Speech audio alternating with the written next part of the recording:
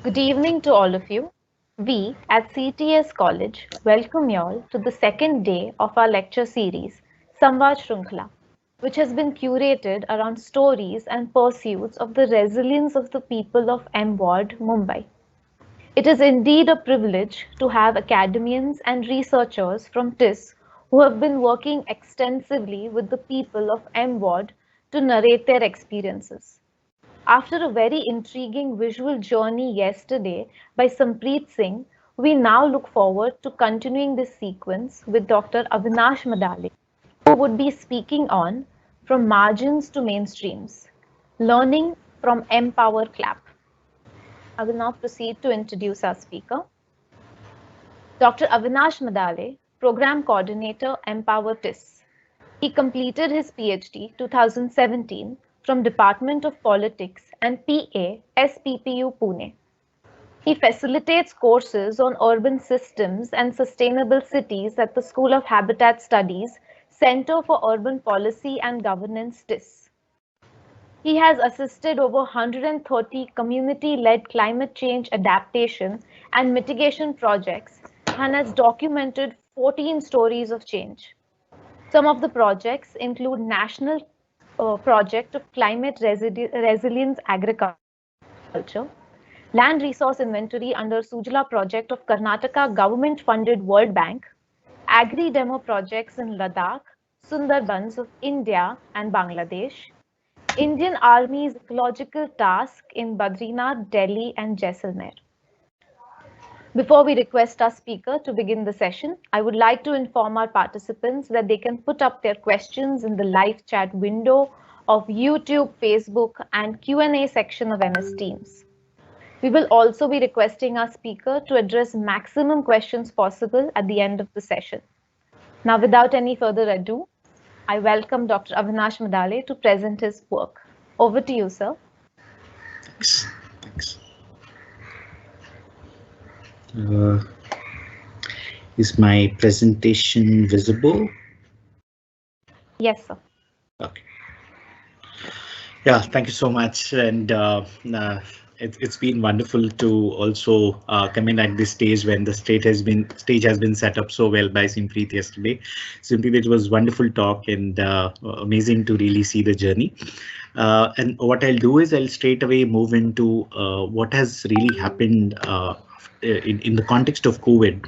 And here, just thanking the critical partners here who had been supporting the community-led action and partnership program, including Tata Trust, Asian Development Bank, and now ECGC. So from yesterday, even though we are not using the word margin, but when you sit on the margin of city, what are some of the reflections from yesterday is really that the margins are very convenient. They are very convenient for the power center.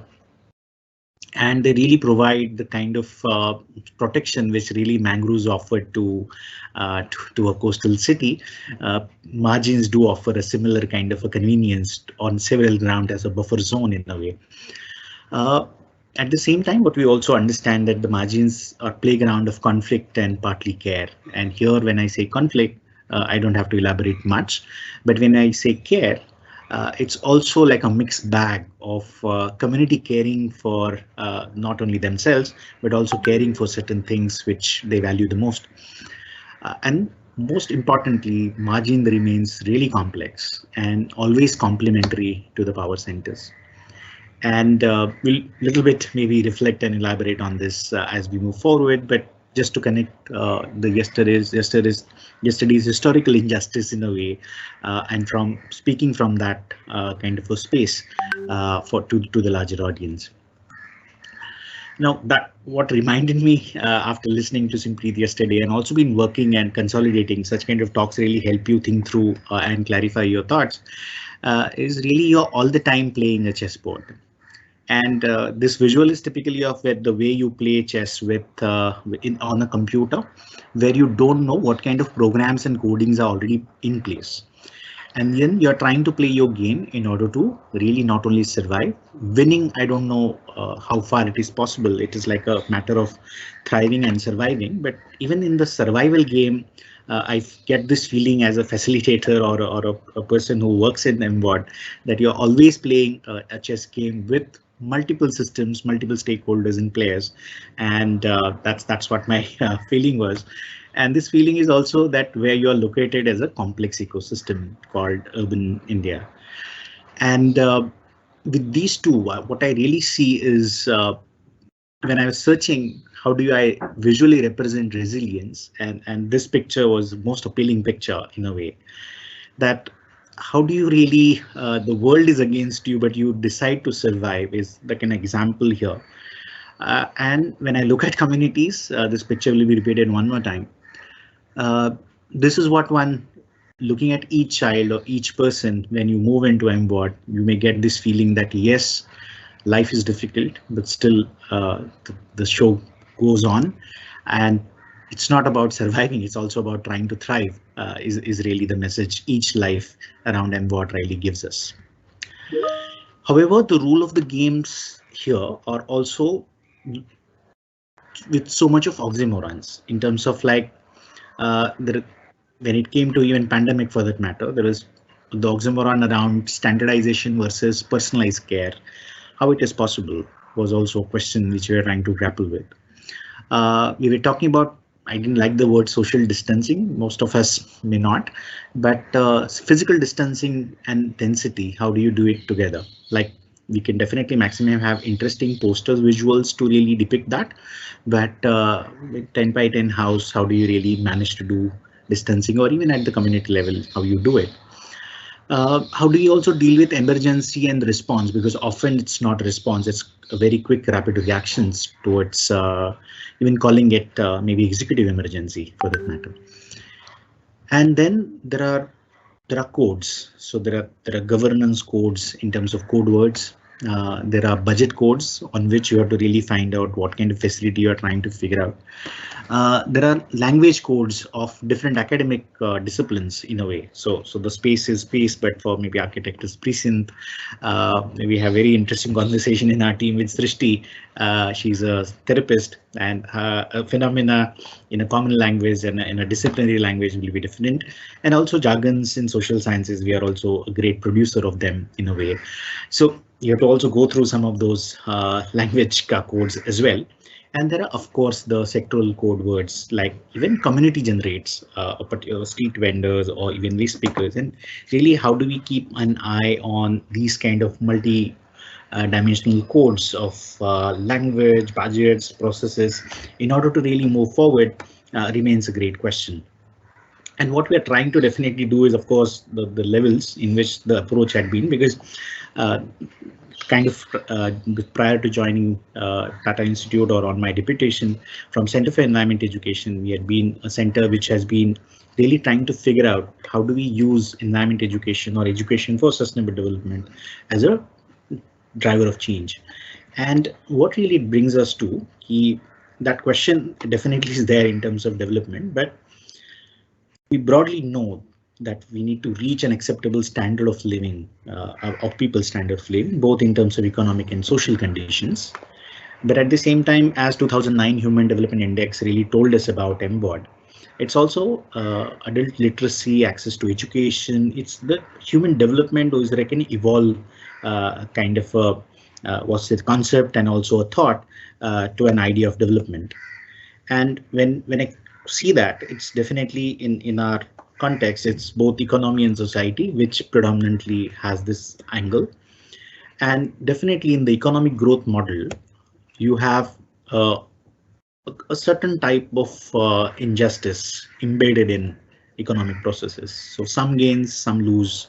It's definitely a development problem which we're trying to cover. This is really taking really to the first question when we started yesterday of Alka ma'am saying that how many percentage of people really hold land. Now, there are also any economic growth, because economists often consider environment as given and infinite. There is definitely an environmental degradation that leads to environmental issues. In both cases, it is the poor which affects the most. And then we also see in our context, particularly in MWOT, that the issue like air quality, which really affects everybody, even though you're rich or poor doesn't really matter. If you're formal or informal settlement doesn't really matter.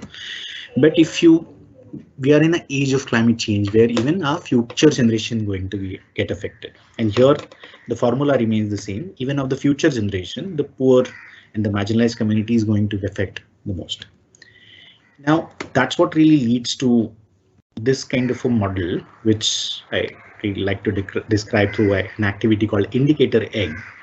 And what is an indicator egg here is it's like a boiled egg cut into two pieces. And the economy and society are really part of human lives, and the environment is all other life forms around us. And a simple indicator of who's doing how is as simple as that if the people are doing well, then the yellow part is clean. But if environment is not doing well, then the white part is not so clean. We are in a scenario where both parts are not very clean. And then we are trying to really move forward to sustainability. That's our really the embodied kind of a context in which there is definitely environmental degradation. People have also found out certain opportunity, even though that degrading kind of an environment, surviving and trying to thrive with a lot of dreams and resilience. That's the embodied context. And for me, it's definitely in last 20-30 years, sustainable development had been a kind of a keyword, and then the idea remains that, okay, are we able to really look at needs, look at equality, and even ecosystem durability is an addition which is brought into the whole discourse of development. And when we really look at an Indian context and Indian context, both in the rural or in urban context, we had been having certain things in our own thinking as maybe an original value system. However, the idea always remains that we want to be developed, and unfortunately the irony is that it is developed world's urbanization model. It may be developed world's maybe energy consumption kind of model we want to really replicate, and the world is going in that kind of a direction where the develop is trying to move towards sustainability. Unfortunately, even we are underdeveloped, but we are turning out to be more sustainable when it comes to per capita let's say carbon emission. But instead of really going into that path, we really had to take, instead of leapfrogging, predominantly we see several sectors which we are not following maybe a really a leapfrog kind of a path. And I think there are certain benefits of being poor as a country as well in that case, because looking at the mobile being an excellent example, that without even investing into heavy infrastructure, if you get to communications without or maybe less infrastructure heavy investment, there are some co-benefits which we still have, but you have to really look at our own context in that kind of a light. And then the whole aspect for me is this, that even for sustainable development or development, and what one thing which I really find similar is the framework of wicked problem and what it is. So first of all, what you are trying to solve, there is no definitive formula of a wicked problem. So that really says it all. So from a development paradigm, if you look at a particular geography or look at particular sector within that geography, it cannot be detached from the larger processes of governance or their systems, but still they look like quite wicked in nature. What they are, it's also, there is no stopping rule, or there is also no solution is final in that kind of a case. Every problem turns out to be essentially very unique. It's also no immediate kind of solution. It's also a problem could be a symptom of even other problem for that matter. Like often we have this great debate around corruption for that matter. So is corruption a problem or a symptom? So it's a symptom of maybe a system which is not able to deliver, or it's too scarce kind of system which really generates a symptom called corruption. So definitely intellectual discourses are on, but the wicked problems are also the explanations in a way of a very greatly depending on the individual's perspective. And often we have this kind of a discourse in sometimes debates or even heated debates for that matter in our own team, because definitely the realities would be viewed by individuals from their perspectives, and they would be naturally different based on gender and their experiences. I've just added, this is really a framework which is developed by a German professor, but he was developing it from a planning perspective or a designing kind of perspective. And I feel that even development professionals or even community leaders are in a way looked at that they can't go wrong. And when I was also reflecting on yesterday's question about special planning, that really kind of a striking thought in a way that the way we do planning and the way it kind of unfolds, there is a great deal of difference between how both processes kind of happen. So that's why taking part owners of why we are here on development professional and the community leaders becomes also an important kind of frame for me. I'm be going and looking at actually MWOD just not as a wicked problem, but also see that what could be then an approach or a sensible approach to really continue our work, both which is current and also collaborative work in future, where different disciplines can also help really look at that wicked problem, because as the definitions or these points say, there are actually 10 points which defines it. I've just cut 2 or 3 and merged them for convenience. But so if we are trying to solve wicked problems, even COVID turns out to be a wicked problem in a way, just not because of variants, but also the kind of social behavior change it really asks you to do can become important. And with this aspect, when I look at again MWOD, I have really these two reflections. On one hand, MWOD is like an SEZ for me. It's not special economic zone, but it's sustainability zone in a sense, because if I go by ecological footprint logic, it is thanks to MWOD which really having ecological footprint maybe or a health condition which is worse than Tanzania. As per our 2011 survey, some of the indicators of child mortalities or their health indicators are even worse than Tanzania for that matter. But there is also an America in Mumbai, and there is Tanzania in Mumbai. And their ecological footprint, which matters the most in the discourse of climate change, they are also in a way a sink for the sin of the city.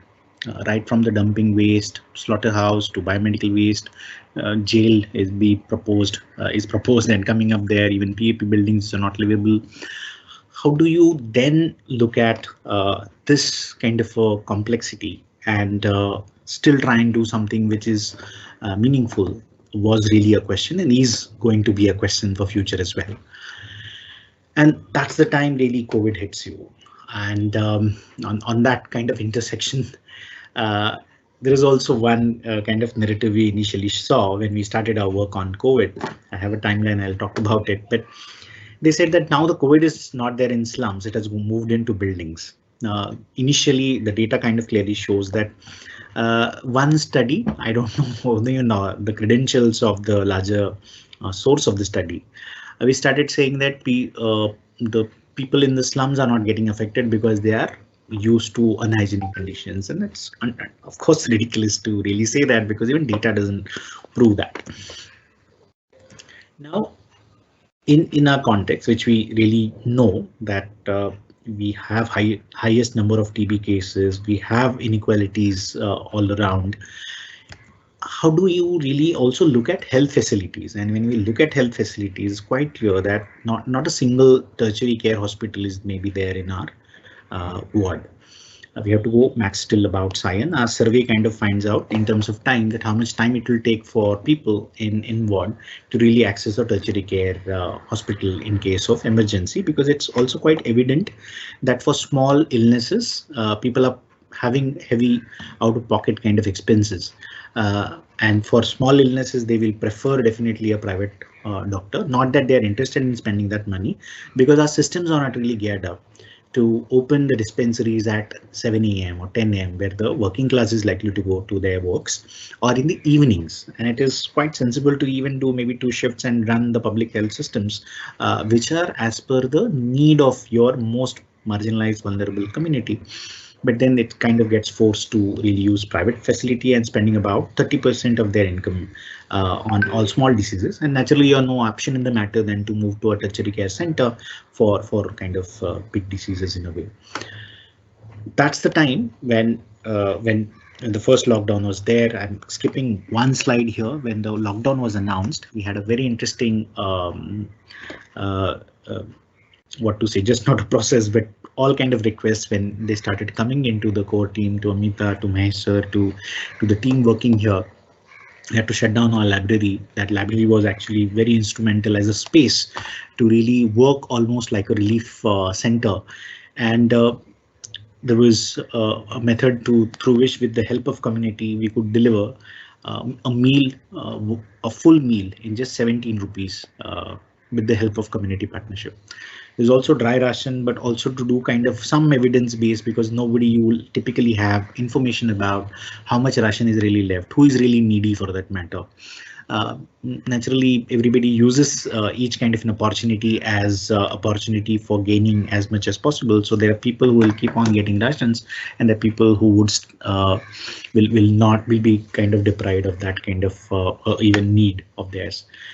Uh, so with this kind of backdrop and one trigger which Amita had mentioned, that there was a street vendor, and her sabzi, she was selling her sabzi, and the eviction kind of vehicle of municipal corporation was about to take her vegetables. She started throwing her vegetables on the road, saying that neither you are helping me survive and not even letting me do my business in the name of that you care for me as state.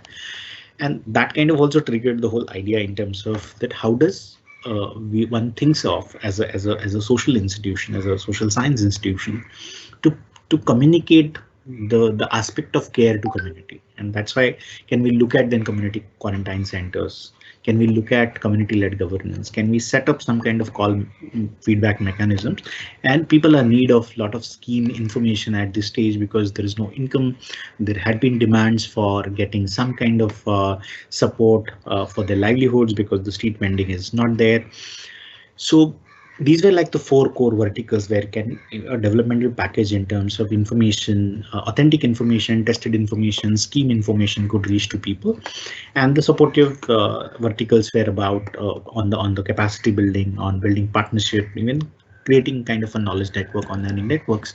And in the M ward, we had been focusing more towards, not too much towards Washinaka, but towards Mandala, Maharashtra Nagar, Shivaji Nagar, Satya Nagar, Tata Nagar kind of cluster. This is really the bird eye view of the kind of area of intervention.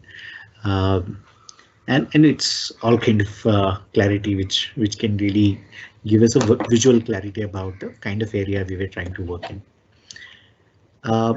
What has happened is we started our process somewhere in August in 2020.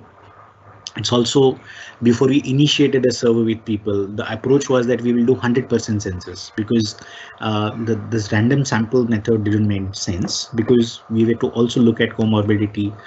There is also recruitment of about 50 community resilient fellows, and this resilience fellows were the students or people who are resident of that particular neighborhood, who are well accepted maybe in that community, but articulate enough, having some kind of a social sense, and they were rigorously kind of selected to be part of the process. And we had support for them for about 8 months.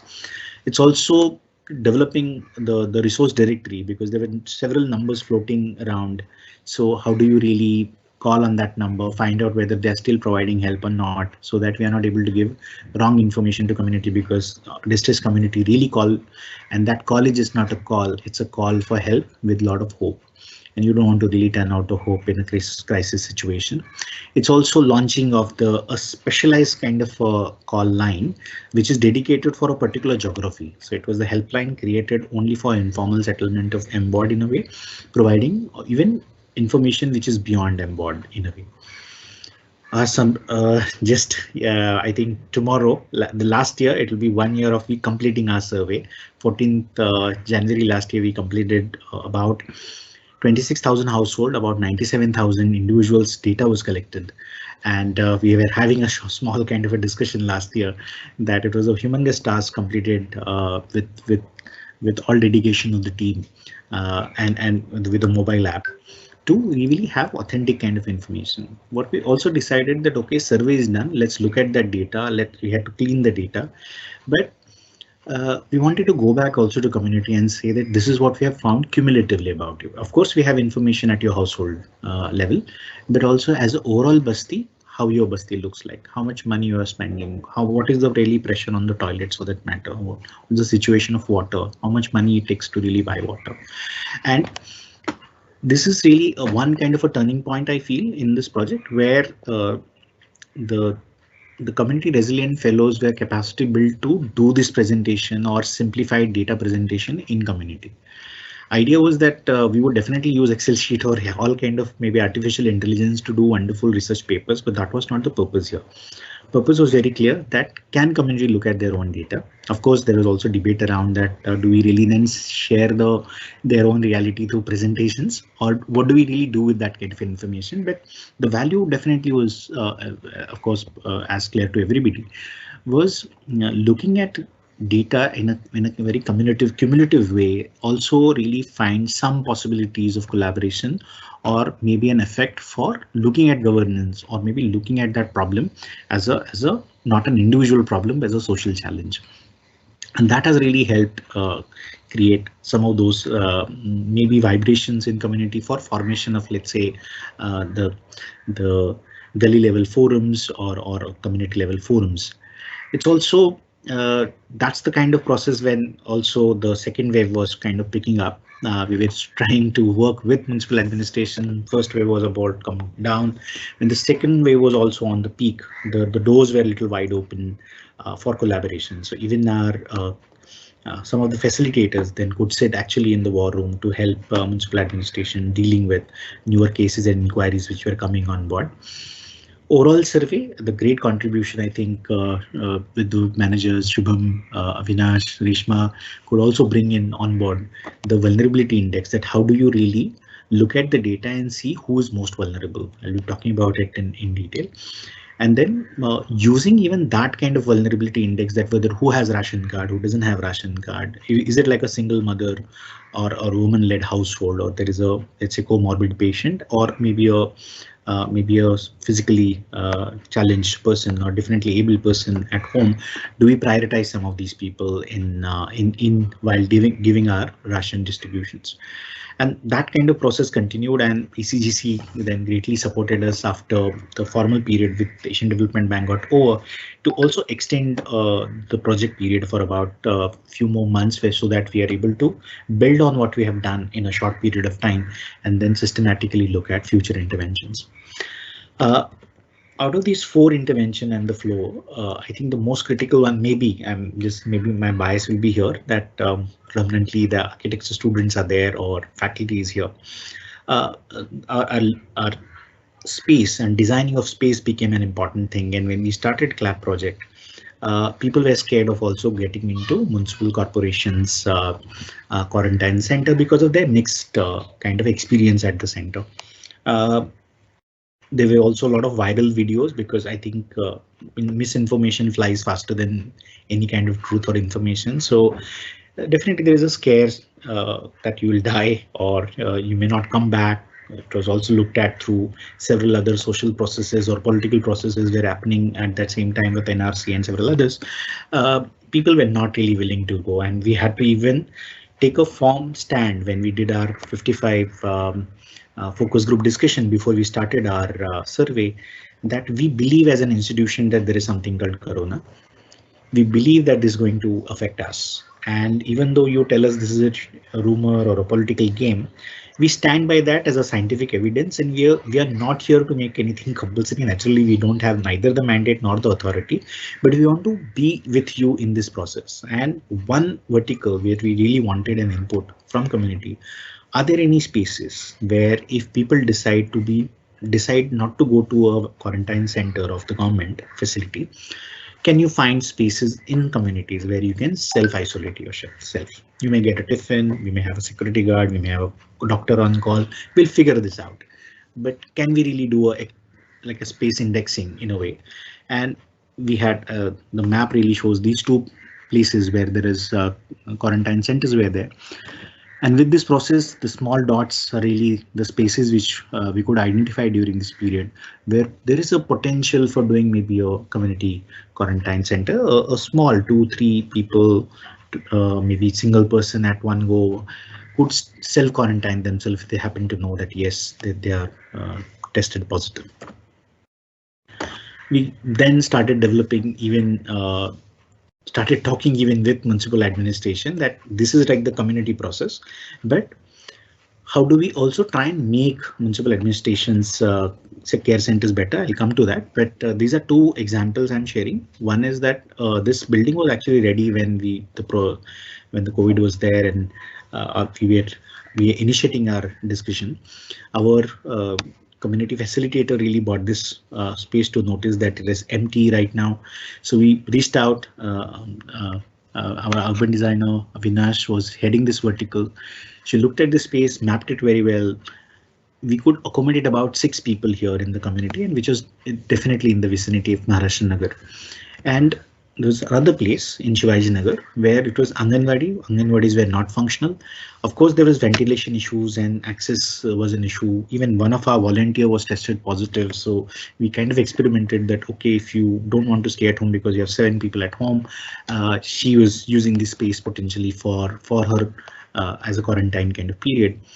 Now, what this really taught us is this, that may corona or may not be a corona. There are several other community level processes and activities which people end up doing at home.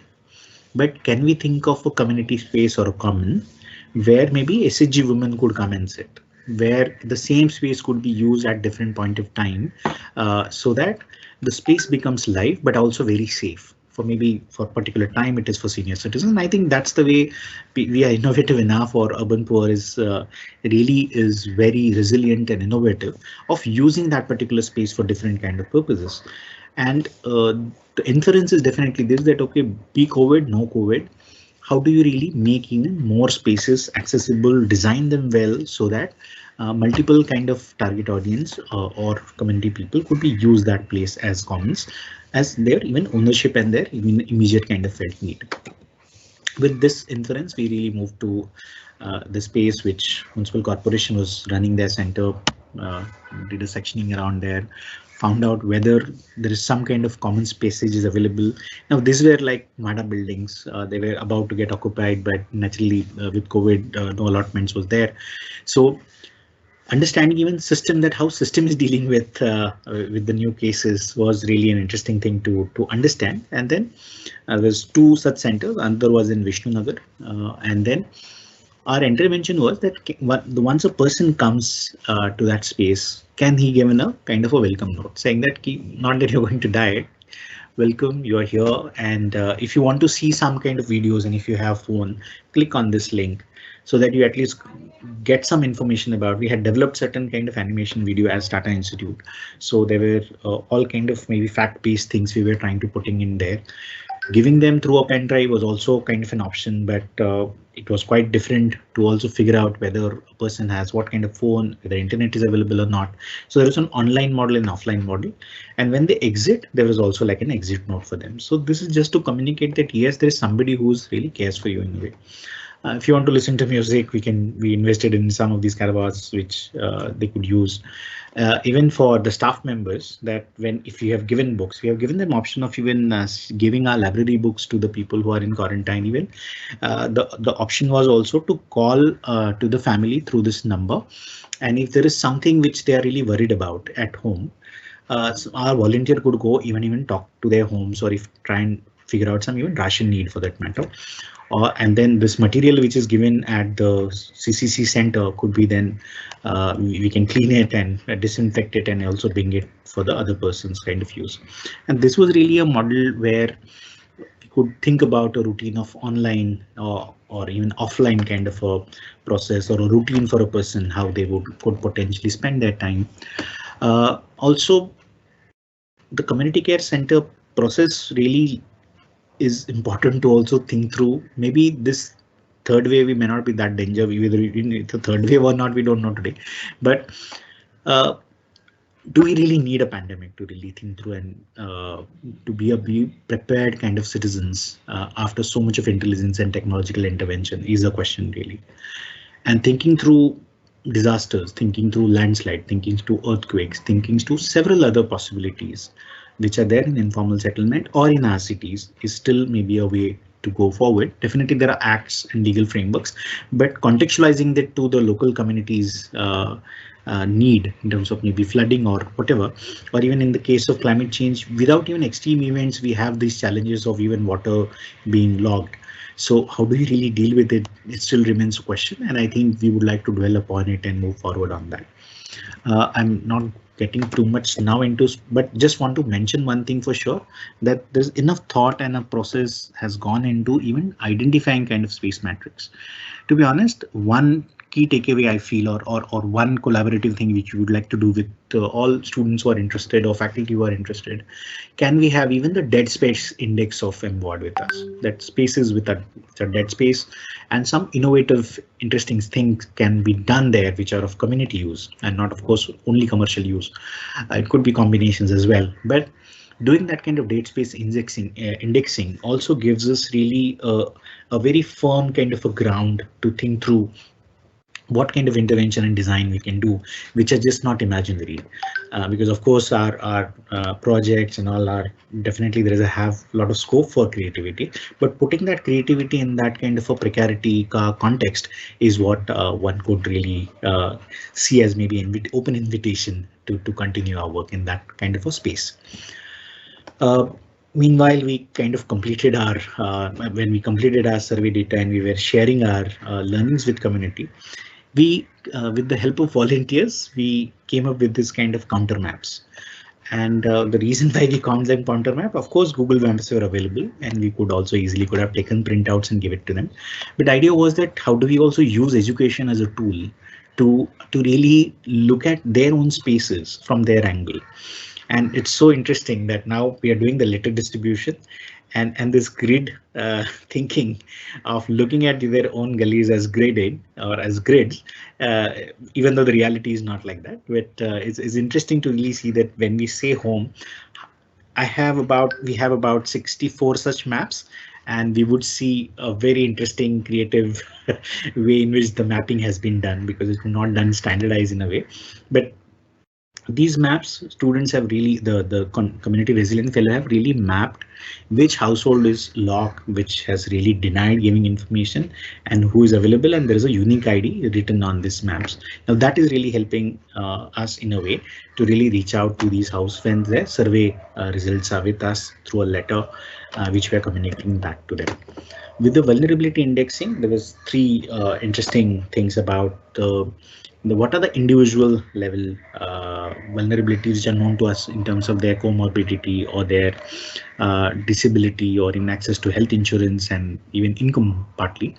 There is also household level indicators, because whether you have electricity, access to water, sanitation, whether the household level toilet is there or not, and also there is a settlement level indicator, like where you are located, whether it is likely to be prone to, of course, land is not there with communities, but at the same time, is there any threat of eviction or not? Those kind of indicators were also, and apart from that, the toilet accessibility were put it together in a way so that there are individual indicators and there are other indicators through which we could come up with a score.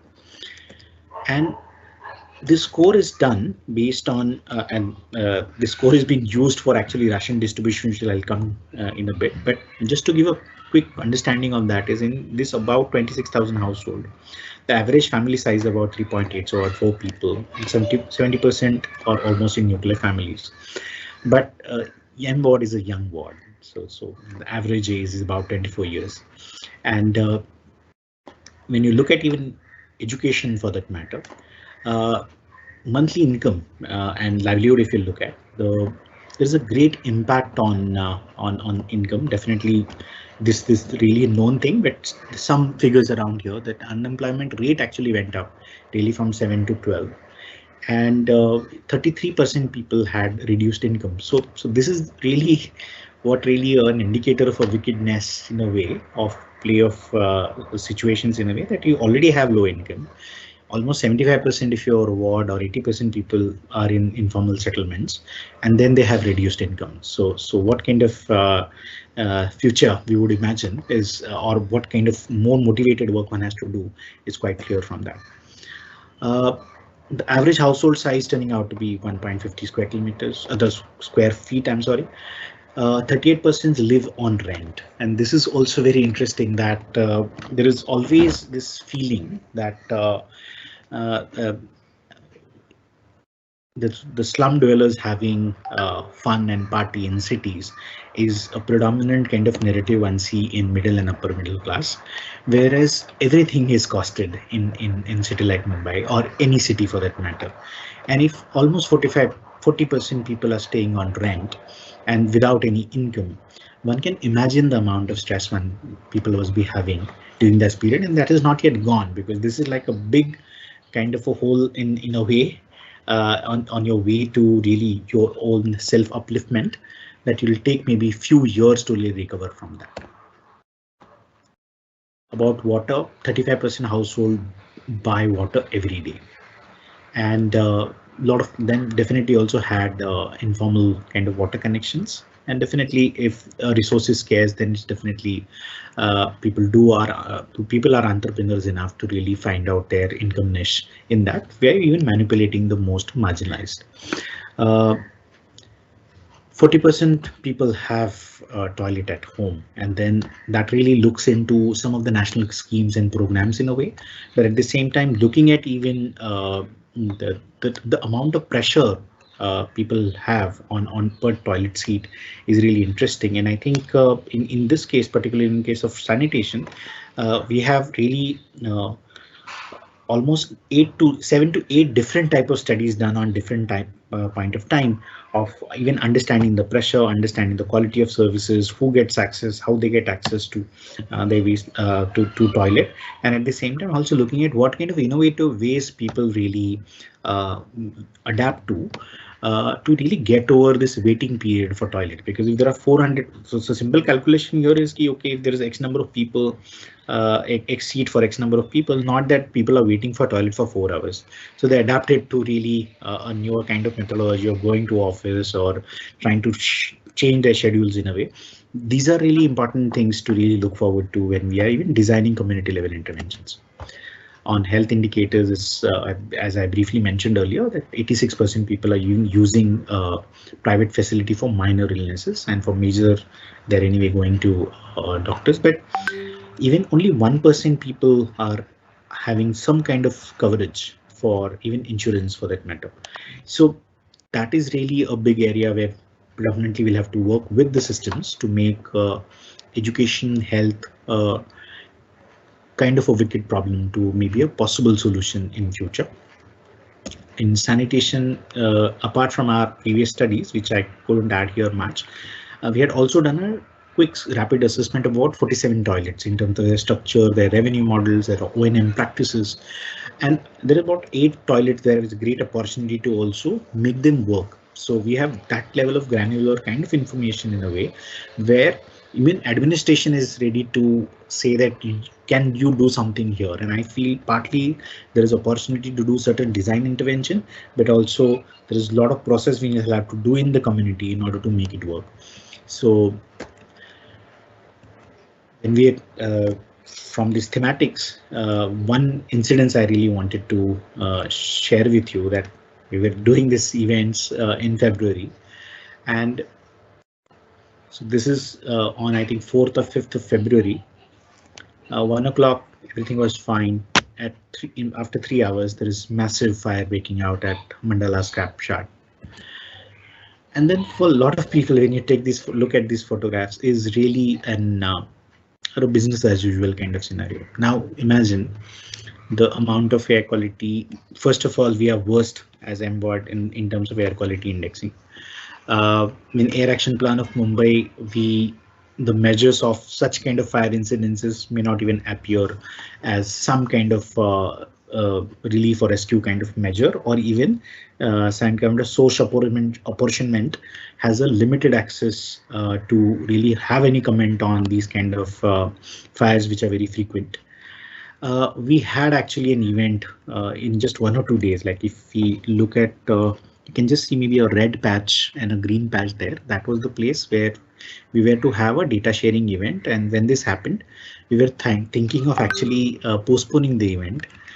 But looking at people's enthusiasm, they definitely came. The team could mobilize them.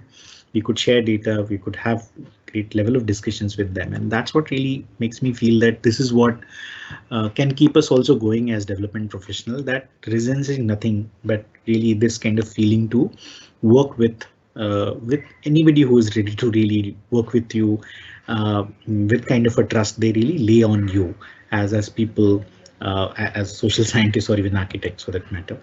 And the show went on, and the show really went on well for that matter. Uh, our kind of work continued. By what I'm trying to move on to the next point, where we have using that data of this about 97,000 people. There was also a dipstick study done during this period where we were trying to understand that whether there is vaccine hesitancy or there are limitations. So why there are reasons people are not registering. So there were technology reasons, and there is of course psychosocial reasons why people were not interested in actually taking vaccines. And this vaccine promotion was actually taken up by our volunteers. They started video recording frontline workers who have taken the vaccine and they are doing fine. And they started showing these videos to the as a peer-to-peer learning kind of process. And then it really took up. Municipal corporation also provided us a bus to really bring in senior citizens or people 45 plus to the vaccination centers. In some initially we got really a special slot as well for citizens. That really helped really getting that critical mass initially, that 4% of social diffusion theory angle of about 2000 kind of vaccinations of the first dose which was done by using that data, by giving very specific list to municipal corporation that in each basti 35 plus these many people are there and can you really do it. I think when we are able to measure certain things, I think management becomes much more easier, and this is kind of an interesting indicator for me that I was wondering that if we couldn't have that kind of a data available or the let's say not having that kind of information makes it very difficult for you to negotiate for communities which you really are trying to work with.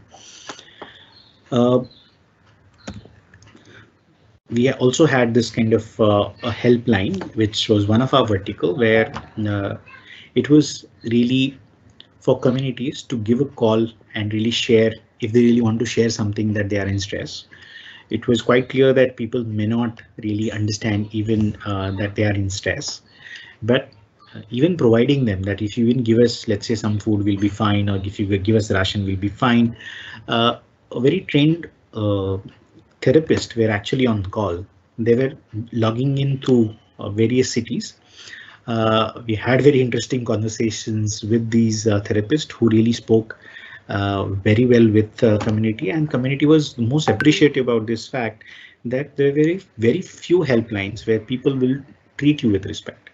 And I think on one hand it is but obvious that if you set up a helpline you should be very courteous to people. There is no brownie point on that, but also this fact that thinking it through, that who's really you are trying to reach out to, whose help you are trying to do, and do it with some level of quality is really critical, I feel, during not only during pandemic period, but even beyond that. So how do you really build on that remains a big question. And I think one innovation which Mumbai has done is about creating war rooms at ward level, and we feel that if that kind of initiative kind of continues, it would really also help in long run. In our call and coordination center, we had heavy traffic when our survey was on. So one key learning here is that if you give this kind of a parcha to community, and then the likelihood of people calling us is far more higher, because it's just not putting a parcha on their doorstep, but also some individual also talking to them about that if you feel something, please call on this number. Predominantly it was ration or medicine kind of request, but of course there is a greater layer to be unfolded in coming future. So we had about 3,000 plus almost 4,000 inbound calls and equal number of almost 4,000 outbound calls, which were done, which also includes people or even for bed management during the second wave. All we also, it was an interesting learning as an interdisciplinary group to look at the wheel of emotion in a way, and thanks to Srishti, in a way we keep on having this kind of conversation that certain feelings are just single feeling, but they are really an undercurrent, and there are mixed feelings, and for each feeling there may be a different line of action or a line of maybe intervention a therapist really kind of suggests. So that has been an enhancing and enriching kind of an experience in itself. A system was set up where you almost do like a software based kind of intervention, and then just this is the like a system map of that backend system of the call center, in which you definitely have a CRM software so that you are able to also keep the records of each call which has come to you, so that you can always go back to that call. There's one interesting story of a woman changed the name to Rekha. She was pregnant and she was having a litigation kind of problem with her husband, and she has gone into court. Her in-laws were not very supportive of her during her delivery, and she was having a challenge that how she would reach to hospital in case of the medical emergency. And we could activate our local support. Our community resilient fellows could go and talk to some community leaders in their vicinity, and they could go and talk to family that this is not like kind of not just acceptable point of view, but also to say that it's value that you need to do the institutional delivery, and we are happy that the baby was born in hospital. It's really a reassuring kind of thing that these kind of small availabilities of even informations can really change life in a way. We finally also volunteers were mainstreamed into the call and coordination center of municipal corporation, where even when the teachers were available, teachers were doing this job, but the volunteers were also then trained.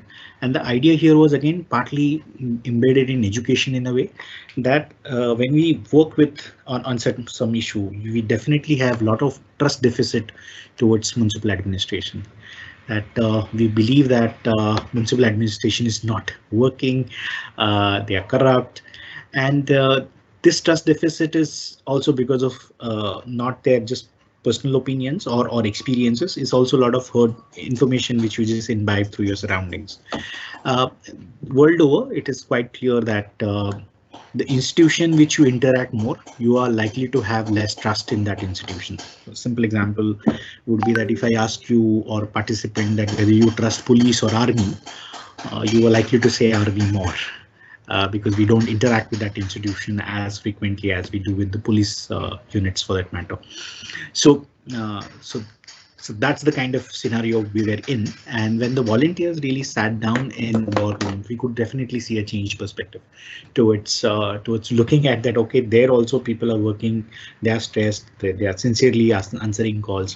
And I think that's really a great outcome. Whether how much change happens, it's a separate thing because of the scale is huge. But even having that kind of empathy towards even the people working in a different institution itself is a big takeaway in a way. Moving towards really the last points of our intervention is really ration, because on one hand you have maybe funders who are very generous in lockdown. But I think by the time the second wave came in, everybody was also losing out their resources, both financial and even mental space for that matter. So the only system definitely to fall back on, that we don't want to really run certain things on really parallel grounds, is to really look at and strengthen the regular PDS system, the public distribution systems. And this was definitely a typical picture of any ration shop. Simply actually came up with this idea that can we use technology to really avoid crowding, and can we do a pilot and see can a message reach a person who is the like ration card holder, and with that we are able to inform the person so that they don't have to make extra trips to a ration shop asking whether ration has arrived or not. it was excellent kind of an idea. We had written to minister. We had some kind of contact in one of his OSD kind of office. He could connect us to relevant officials. So we had to definitely come little top down when it comes to have opening at lower doors of the government systems. And it was very interesting to also see and understand from government officials the nostalgia of the first wave, that how they have really worked hard during the lockdown. Of course, a lot of them even asked us, when the lockdown was there, where were you? Abhi, you might have got some funding, so you might have come here. So it kind of mixed feeling from people, and we very well understand that okay, people do have their own feelings around it when you are in working and others were not working. But I think, to be honest, we're fairly just towards their feeling as well. However, interesting question in my mind is also this, that why also during COVID you get to also exercise the power. You can always exercise the power when it comes to doing something for equality or social justice, and that remains like a good question maybe to dwell upon in future. However, coming back to the Russian pilot, we realized that we don't have that level of data, or because even we had 100% survey, they are not geographically, these boundaries do not match. The boundary and the area of all people staying in Basti and people which are car holders did not necessarily have the same kind of a service map. So we had to really do like a survey again of and standing at maybe 4 shops and asking them whether you have a smartphone or you don't have a smartphone, if the same phone registered with you. And with that, we could create a very specific kind of a message in their name, that okay, your name is so and so, here is your ration card number. And what we did here is a little bit of not manipulation, but part of advocacy, I would say, that we haven't really told anybody that we're going to write the quantity of ration distribution in our message, which we did, of course, because that's transparency angle. And what we now able to see, that when people got a customized kind of message, people are still using that message to get their entitlements, saying that message आया था 6 महीने पहले आया था, फिर भी उसमें जितना चावल लिखा है उतना you will have to give me. And we understand the limitation of scale up for sure, but at the same time we also believe that maybe without COVID we couldn't have these kind of opportunities. And I still feel that even though the third wave or whatever you call it, or as our memories are very fresh, we should definitely use that kind of a momentum to get into newer out-of-box thinking kind of processes or projects or program which are bottom-up, so that we are able to make some space and put a foot in the door when it comes to governance, for that matter. This is just information around how many people had what kind of phones, for that matter, but there's also use of even iCall for this particular purpose, that you can actually give complaints or you can really have some kind of assistance or even give feedback. People's testimonials were really good to see as a feedback, that okay, I never used to get it, but now I'm starting getting it. There's also the shop owners also putting in their side that government gives us about 150 paisa, 1 rupee 50 paisa per kg of ration, and if I decide to really give it at this kind of rate to everybody, I'll have to close down the shop and I'll be bankrupt type. So this systems understanding, we could develop some kind of also material, because we then went to the ration controller with a larger kind of an idea that can we do it at a scale which is just not about 4 shops, but try and reach out to what is being tested. Can it scale up? Of course, with its limitation. We also, a clear learning here is when the message were customized, there were better response from citizens, but when the messages were not customized, the likelihood of seeing the message was actually less. Finally, apart from when this work was going on, January last year, we opened, library was closed and then we reopened it. This is like a resource center, a community kind of space where almost before lockdown we had about 400 students sitting at one point of time as the highest number of all at Empower Library. But on an average we have about 120 to 140 students using the space for the MPSC, UPSC, even different kind of competitive examinations. and with several kind of activities. It's now open. There are some success stories there, and there is also an extension work which we have been doing in communities where there were no other NGO partner working. So finding out a space where there is still scope of building community-based organization, and there's something called Symptom program, a study center, like a out of school students could be attached to this whole process is what we tried out. A lot of our community resilient fellow were also earlier teaching in our Saksham study centers. So this process is also simultaneously on, and here I definitely feel a great deal of uh, empower students who are aspirants of MPSC, UPS or any kind of competitive examination. They need uh, to maybe work together with architect, engineering, and as an interdisciplinary group to look at one particular problem.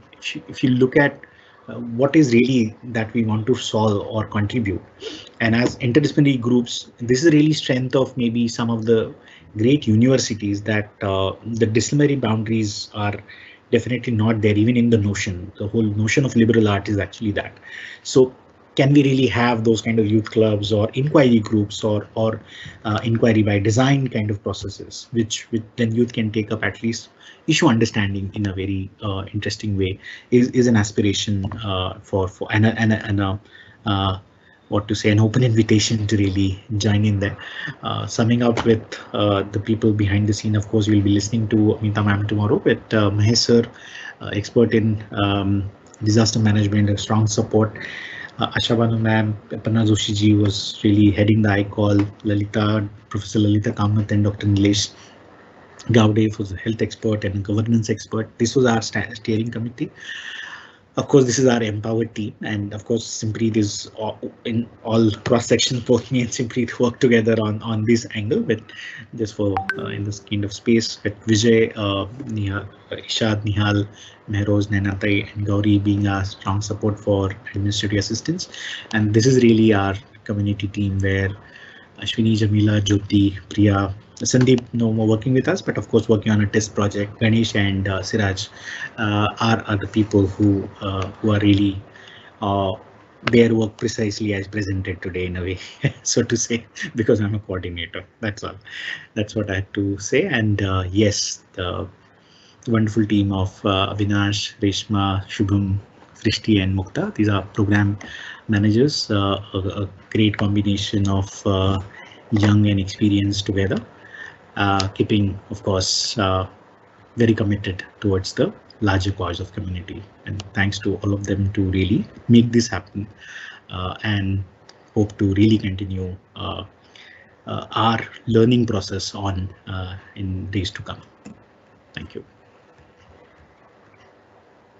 Thank you, Avinash sir, for taking us through your interventions, learnings, and the impact it has had on the communities in MWOD. Gauging the ground reality, one can only imagine the amount of effort that you must have gone through in planning and execution. I'm sure the participants will have many questions and observations. We'll now begin with our Q&A session. I'll take the first question. We have a question from a student, Darshan Wagmare. He's asking, so you talked about the need for common spaces for SHGs. Is there any relationship that has been derived between mental and social well-being of the community due to the lack of such spaces?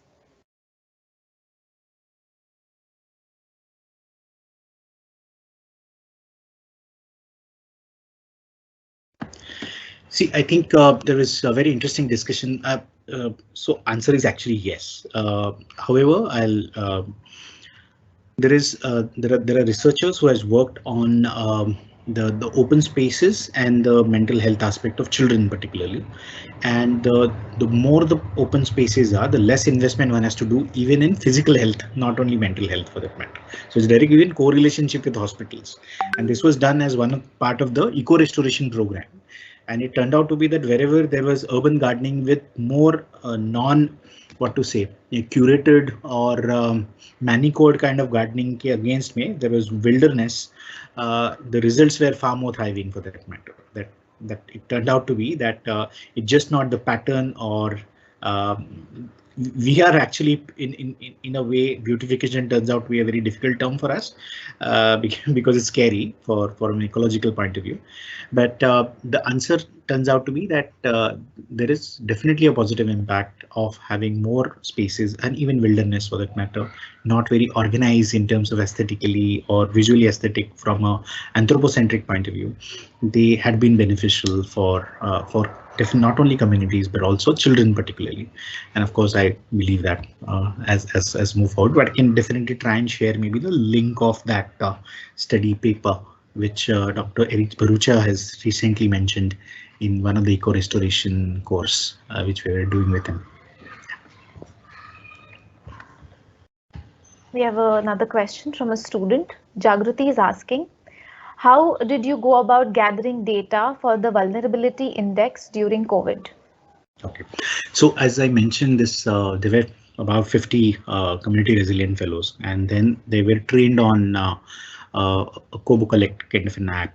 And with the help of Kobo Collect Act, they had done a 100% survey of 26,000 households. And so that was kind of a backend which we had already. And yeah, that's the way. Then we looked at these parameters of this kind of data sets. And I think I would like to definitely mention the role of Sanjana, whose photo I couldn't even put here. Currently, she's doing her PhD from Kentucky. She had been the backend support for all kind of data processing in a way. So with her help, and of course, Shubham and Avinash's help, we could then put it together. So survey wise, there's a huge sheets. So she had to do like an R code in these huge sheets, and that's the way we were able to filter out the data.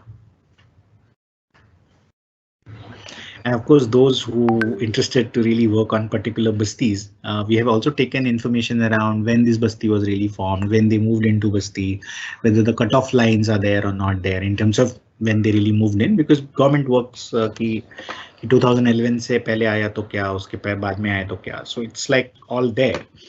But if we really work on a specific kind of aspect of how do we really imagine that Basti ka redevelopment, I think of course we'll be able to work together on. So that level of data is available. You need not do a survey again, maybe at least for 1 year or so. We have another question from a student. Ekta is asking, sir, are there any health impacts on people living in M ward due to proximity to the Devnar dumping ground? Are the people aware of the problem, or are there any discussions initiated on creating awareness of the problem? Okay, so I think the pulmonary kind of diseases, highest number of TB patients in the entire ward are in M ward for that matter. So TB is definitely one. And interesting thing is that also one has to also deep dive a little bit into this causal relationship. For example, the more number of cases are also in the let's say RNR kind of colonies. It's also one has to then look at with the wind flow at the same time. So it's also like a mixed thing. So there are definitely studies done by IIT Mumbai and I think Doctors Without Border. So there is one definite study like that, but we are still hopeful to also do it a little more systematic in a way to also see various aspects of that. However, when it comes to awareness, I think there is always, let's say, there are at least 1 or 2 national programs on tuberculosis. There is program on other diseases for that matter, which are very disease focused. What is also required that, okay, even for example, if I am a resident there and I know that I'm in M ward and the air quality is so bad, now what kind of alternative I have? Because if I'm anyway partly forced and partly I'm here because of I'm here, and I have to then live with that kind of a reality, is what would be typically a response from a person who doesn't have a choice.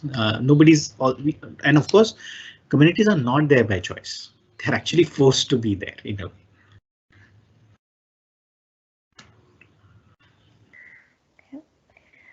How long does it? Yeah. Sorry. Go ahead. How long does it take to coordinate with government, municipal administration for an intervention of the scale? Okay, so Well, I wish some of my team member could have answered that, but okay. So, see, it completely depends. That what is your ask in a way, or your what your project typically is trying to also do, because, and also there are other factors which are like there are factors which are individual driven, like who's so openness to new experiment is much more higher at the highest level. So you will have municipal commissioner, additional municipal commissioner like Mr. Suresh Kakani had been extremely supportive, gave us like enough time to really listen to us. So very, very supportive at the highest level. You'll definitely have more resistance at the bottom kind of level.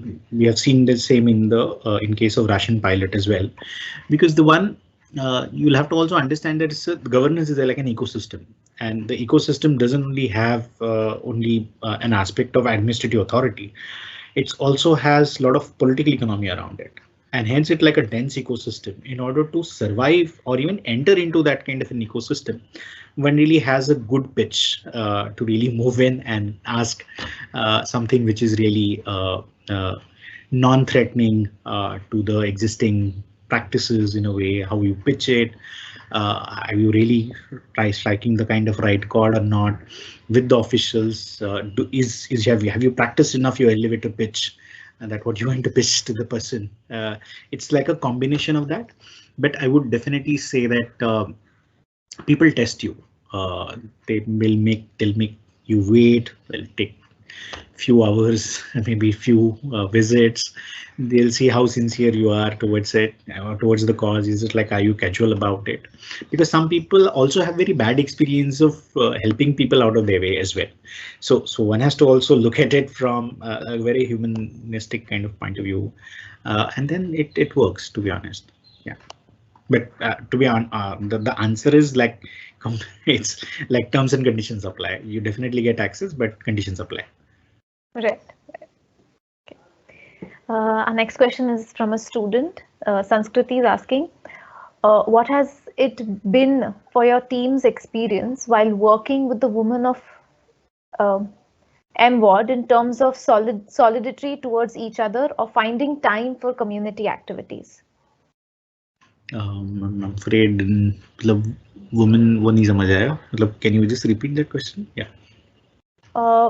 What has been your team's experience while working with the women of M ward in terms of solidarity towards each other or finding time for community activities? Okay. So it was really, I would say, I think Reshma Mukta could have been a better position to answer that, and of course Srishti. But just imagining through our conversation with them is that issue like sanitation or issue like SHG, with Nainatai, who's been conducting SHGs, like doing the SHG work for us. It's really depends on definitely time and then most of our meetings, to be honest. I think it's a very interesting question because most of the community ka data sharing events may we couldn't have men at all. So that's also a matter of worry for us. कि where are the men? See, सारी महिलाएं आके तो meeting में बैठी, that is great. But again, if decision making is happening at somewhere else, then are we really reaching out to decision makers or not? Because also there are also studies which clearly demarcates that the social discourses and decision making is that way dominated by males of age 20 to 40, 42 types, 45 types.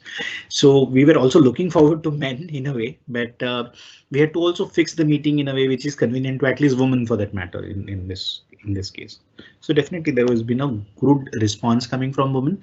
Also the focal points were largely in that number because I was actually worried it should not become like a male dominated process, but to my surprise, even our focus group discussions, maybe there was great participation coming from women. But at the same time, I also feel that one has to also look at that number a little more critically because more women present in the meeting doesn't mean that their agendas would get addressed in a way. So that there is a multi-layered aspect to that. But to be honest, I feel participation wise, yes. Effectiveness, one has to really wait and see. To be honest, coming to a meeting and expressing what you feel cannot be just an indicator of change in a way. Even you can also look at our team itself being very gender wise, not only balanced, but go ahead. Sorry. Right. We have a question from Professor Umesh. He's asking, despite this scenario, which is filled with problems such as minimal access to basic health and sanitation requirements, bare minimum habitation, low socio-economic levels, why is it still ignored and the DCPR 2034 is not taking action or not taking a note of it? So just explain to me that DCPR aspect, because I'm not sure whether I understood that DCPR context. Umesh. Umesh, sir? Yeah, DCPR is basically development control regulations, the Okay. guidelines, the building bylaws. Okay. Yeah, so we have this really interesting conversations happening with, yeah, we are doing like an opportunity assessment document right now, and I think students of even D.Y. Patil colleges working on some of these aspects of looking at development, what to say, the development possibilities or projections in a way, to a scale actually. But to be honest, I feel that there are issues which we have opened a lot of things to invisible hands in the market. And then unless the land value becomes, or land value capture becomes really usable for, as even Simpreet was mentioning yesterday, that we are doing projects here to generate maybe TDR to consume it somewhere else, not here.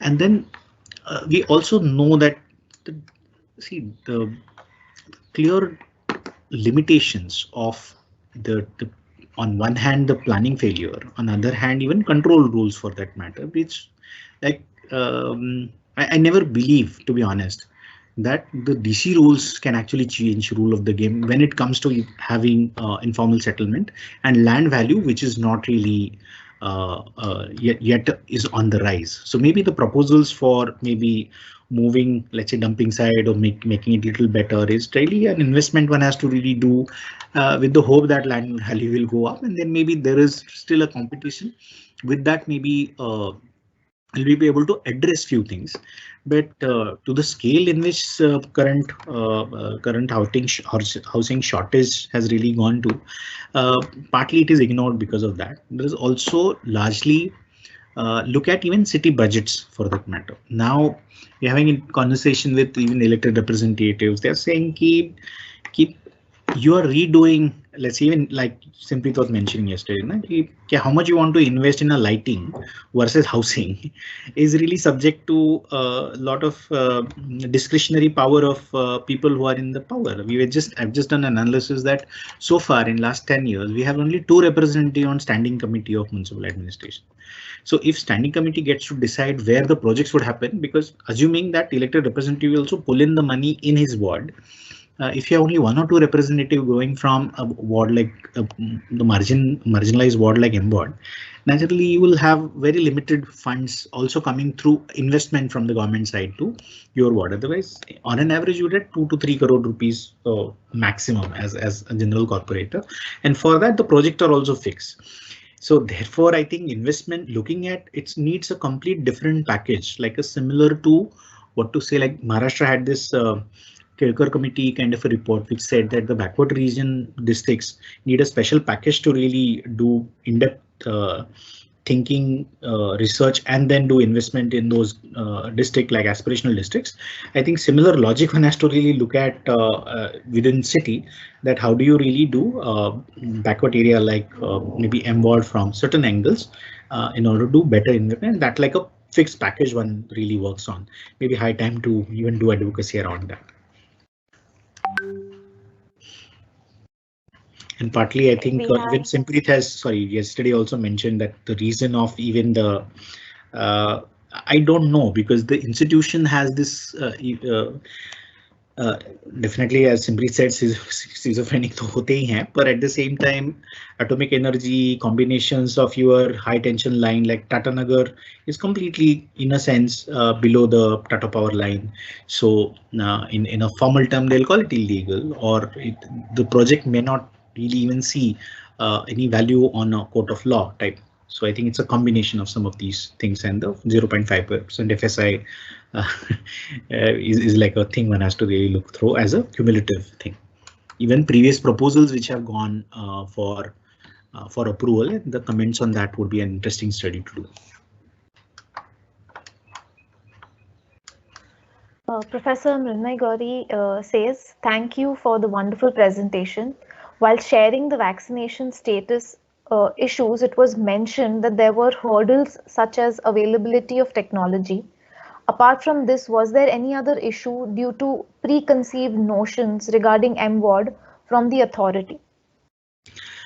Okay, I think more than authority, it was also from the side of community as well. कि जैसे वो, so there is a patch in Chita camp where AIADMK candidate has stood for election in last year, like in last election, got about 500 votes. So that also tells you the identity combinations. So one actor in Tamil Nadu who got who died after taking a vaccine. He didn't die of taking vaccine, but he passed away. That spread a rumor that people die after taking vaccine. So it has some of those kind of sprouted stories. Impotency hota hai, and everything which we heard so far about maybe family planning kind of thing is also equally applicable to even vaccines. And people were also interesting conversations where people are saying that we are waiting for the foreign ka vaccine to come in because that is more effective.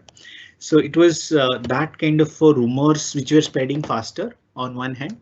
And what happens, it's like a vicious circle. It's like if you are given supply, and we were in definitely regular touch with Dr. Meghna Patil, who was really managing vaccination processes. So if you're not able to consume all your doses, naturally next time you can't go and ask for more in a way. So it becomes like a budgeting kind of an exercise where if you don't spend the budget, you're not going to get more budgets. So that's why I think the dipstick study helped us really see that, okay, one is registration, and we have very interesting observation. First of all, when it was through app, local communities were having less access to vaccine. So we could see all kind of fancy cars lined up in Shivaji Nagar Health Center or even our Devnar maternity homes. So of course these people are not from MWAD and they're coming from far off distance. A lot of us have gone even to distance to really get the vaccine in a way. But when it was 50%, then that's the time it becomes a politically viable proposition where elected representative could really pull in people. Even we were told in some case that TIS is doing in Shivaji Nagar. I'm not going to allow a single TIS person to come in this vaccine center because next year is election. So it's like a dynamic process one has to play in a way.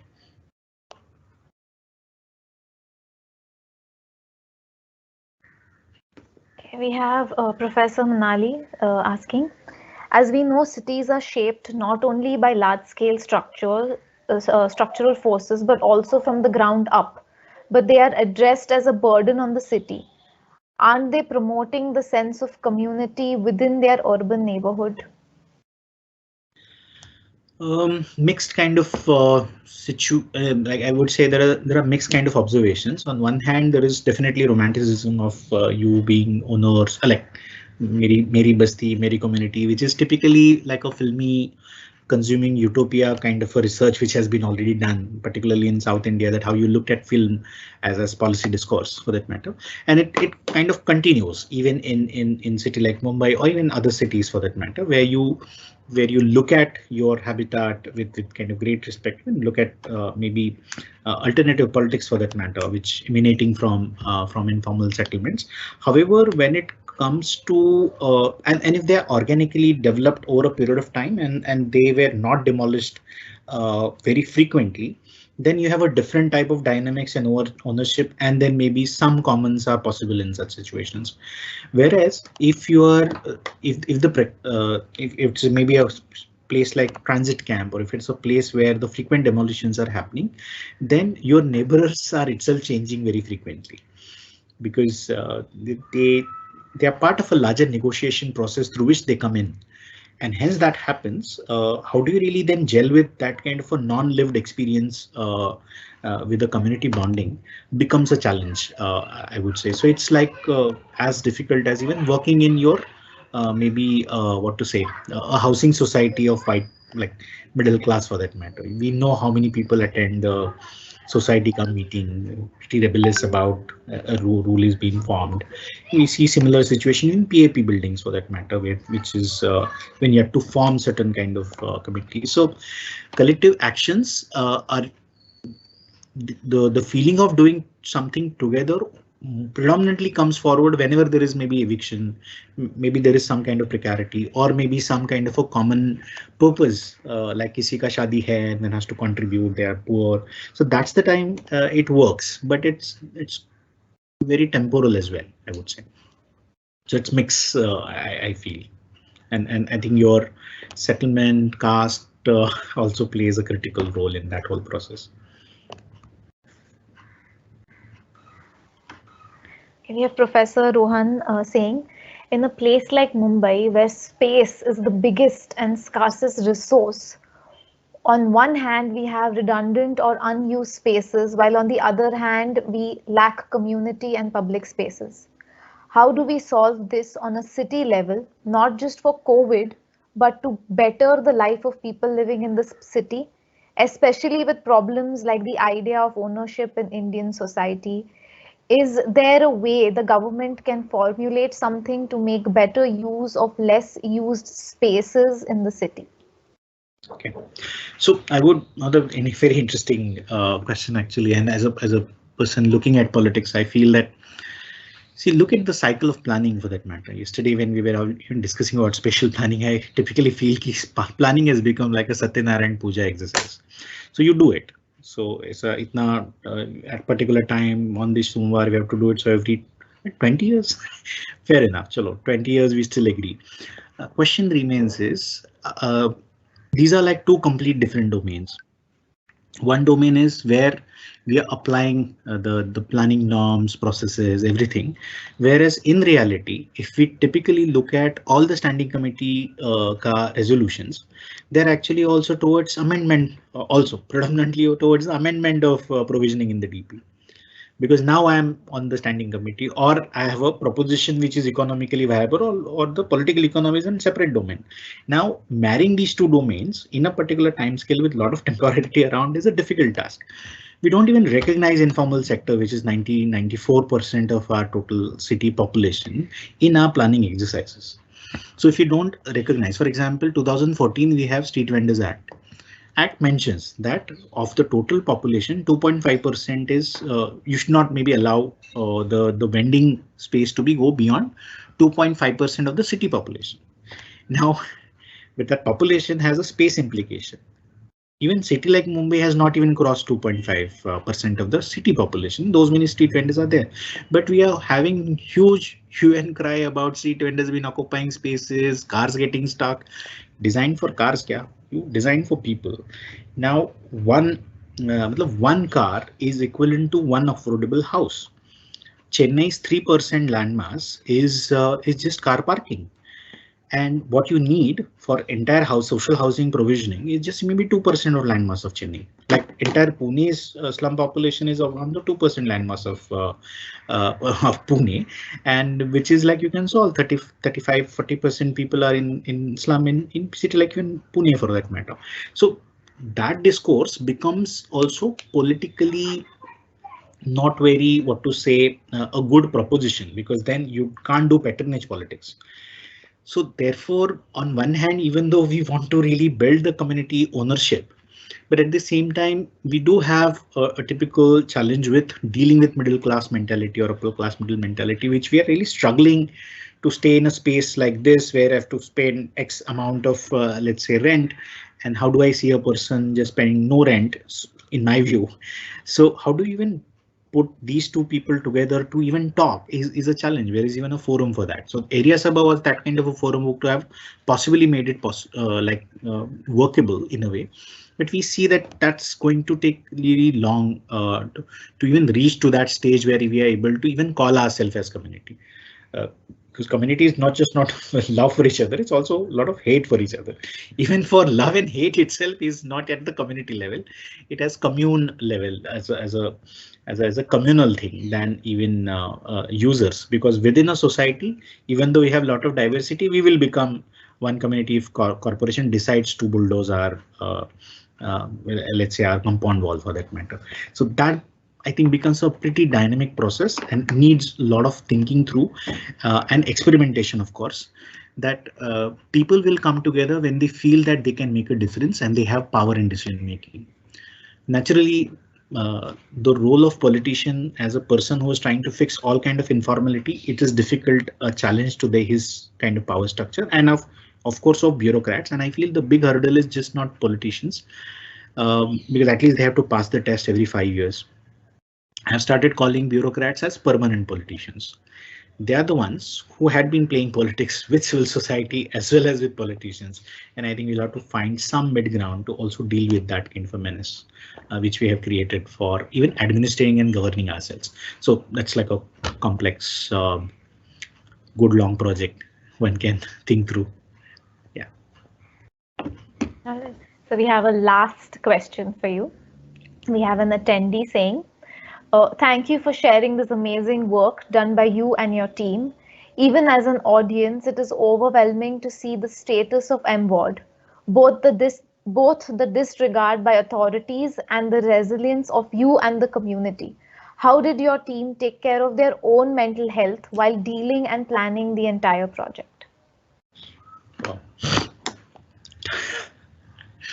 So yeah, they might be even stressed today to listening to this. So I think 2-3 great blessings we had.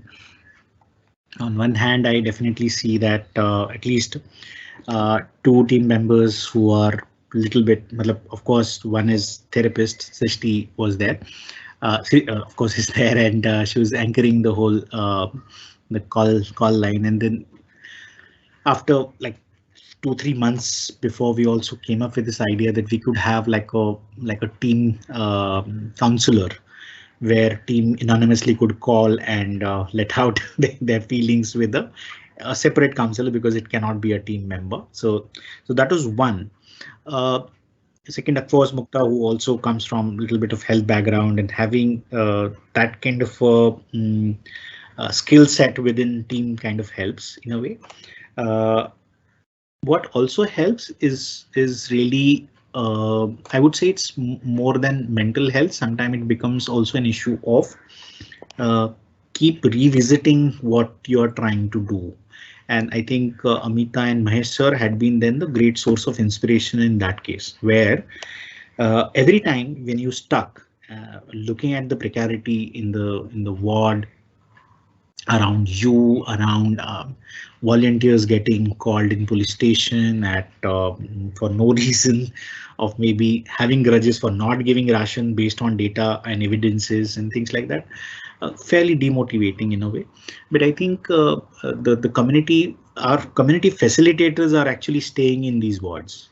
They are the ones who are also resident of these places, and they had been also coming through this. And then when we look at, when I look at Jamila, when I look at Ashwini, Priya, Jyoti, at least there is a feeling that what kind of challenge they even manage to, even though they are like currently maybe a little bit privileged than maybe other community members, but we also fully aware of the struggles of people, of they themselves, and even the people with them they stay, right, which is their own extended kind of community. That is one source. I think as a team we could definitely draw some on, partly inspiration and partly some kind of telling ourselves that we are more privileged than maybe others in some cases. The other is, I think we had been little, although I should not say this actually, but we had been little open towards deliberation, debates, and letting our angst out, because I think community really and the task really kept us on our toe, where we didn't really think much of our own mental health. But definitely we had been also having definitely times where, when the way we celebrate our birthdays is basically trying to understand the life story of the participant person who's been having like the birthday for that matter, just to have some kind of fun elements in that. We did one on Women's Day, all the team members cutting across like in the entire ward. We're gearing up to do only fun activities with women of SHGs, that right from the games they might have played in childhood, and we also became kind of childs with them. So some of that I would say, But to be honest, it will be, I think my team should really judge it, and maybe we can have a conversation after this call, maybe tomorrow or so, how we can do even better on our mental health aspect. But yeah, so far so good. Thank you, sir, for your enthusiastic responses to all our queries. There was so much to learn from you today.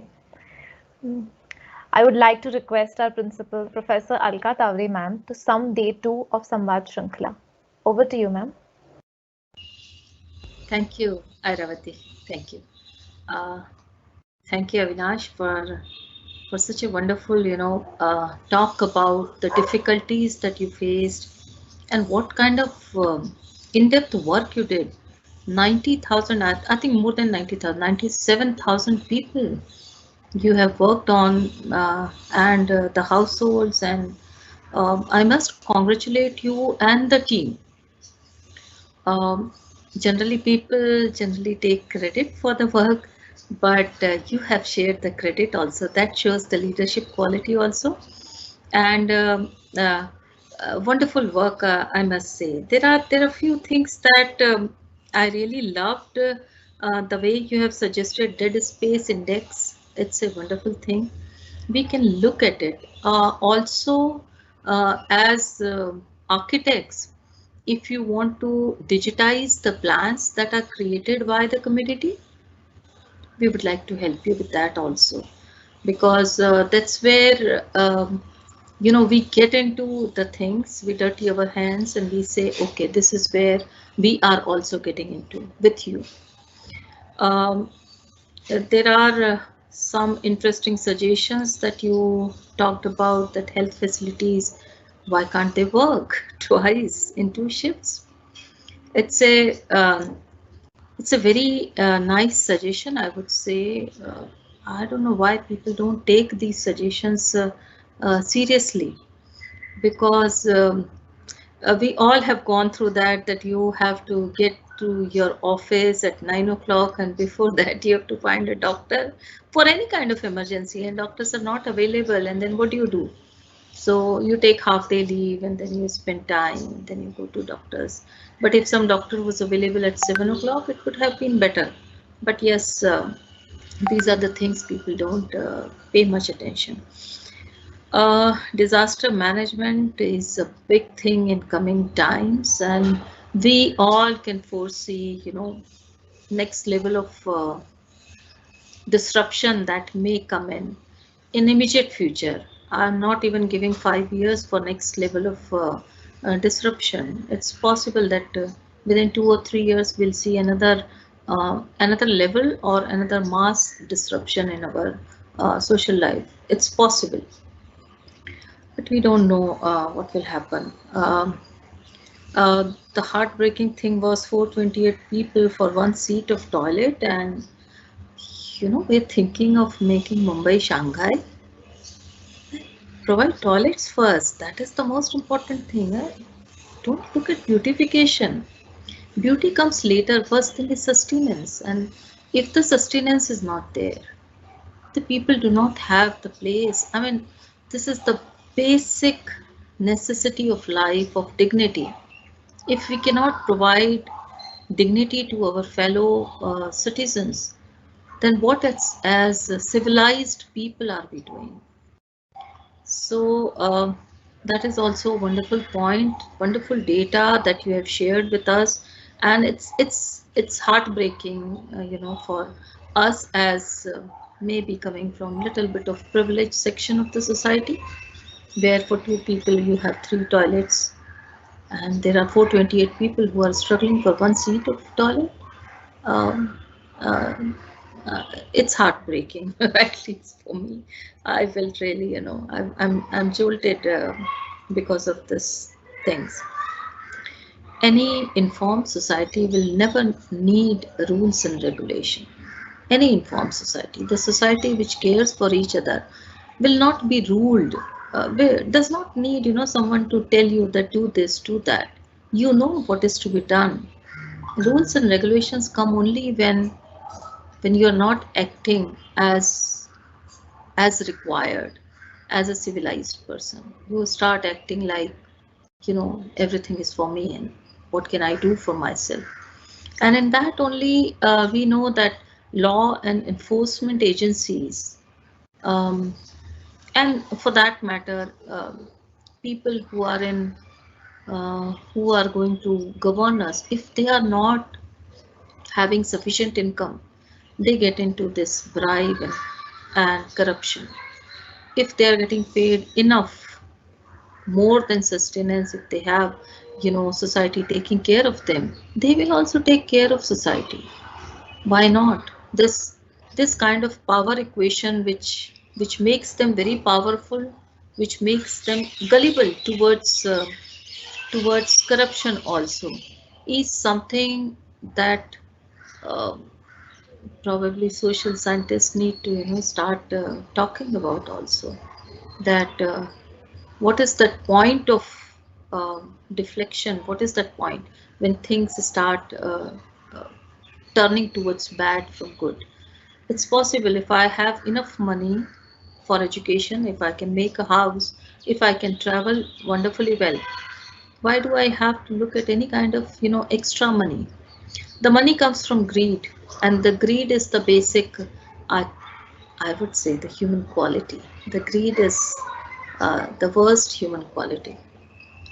But I'm so happy, and I want to thank Amita also for you know uh, while we discussed this whole series came up, and we said why not. I mean, this is what is needed, the interdisciplinary talk, and these talks have to uh, get into some kind of, if not solution, at least at the study level one has to get into.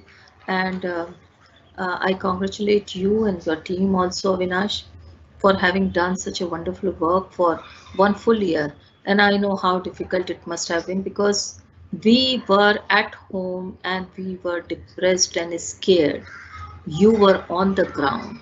So I know what kind of uh, uh,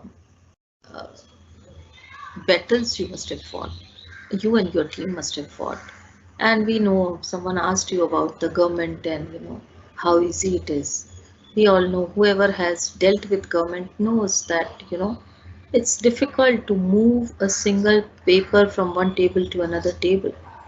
Very difficult, very difficult, because accountability is the most important thing, which is there in private sector but not in public sector. The day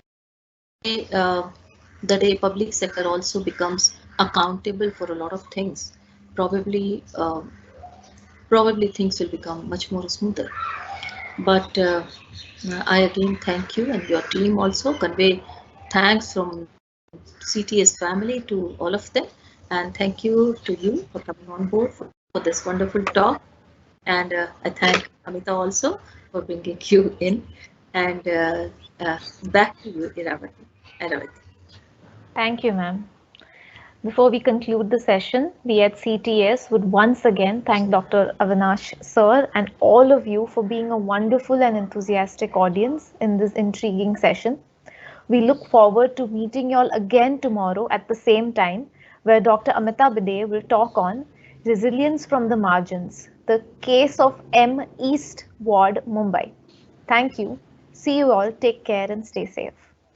Thank you. Thank you. Thanks.